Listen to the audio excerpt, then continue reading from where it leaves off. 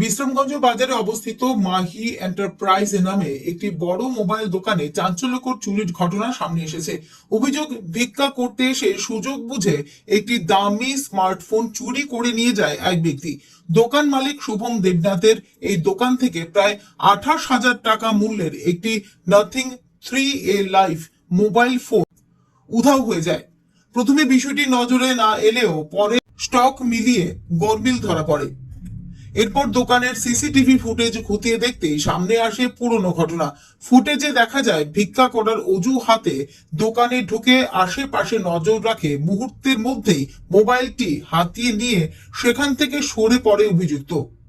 দোকানের কর্মচারী প্রসেনজিৎ মজুমদার সংবাদ মাধ্যমকে জানান, ঘটনার পরই তারা বিশ্রামগঞ্জ থানায় অভিযোগ দায়ের করেছেন এবং সিসিটিভি ফুটেজ পুলিশকে তুলে দিয়েছেন। কালকে দুজন আসলো, তারা ভিক্ষা করতে আসছে আর কি।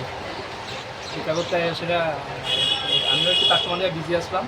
তারা দেখে এই সুযোগে আমরা অ্যান্টার দিলাম, দুটা মোবাইল বের করছে। দেখে একটা রাইট দিচ্ছে, আমি দেখছি। তারপরে আমি বলছিলাম তবে একটা মোবাইল তাতে একটা মোবাইল তারা রাইট দিয়ে। পুলিশ সূত্রে জানা গেছে, সিসিটিভি ফুটেজের ভিত্তিতে অভিযুক্তের খোঁজে তল্লাশি শুরু হয়েছে। খুব শীঘ্রই তাকে আটক করা সম্ভব হবে বলে আশা করা হচ্ছে। এই ঘটনায় ব্যবসায়ীদের মধ্যে আতঙ্ক ছড়িয়েছে। নিরাপত্তা ব্যবস্থা আরো জোরদার করার দাবি উঠেছে বাজারের অন্যান্য দোকানদারদের তরফেও। Bureau report, news update Tripura.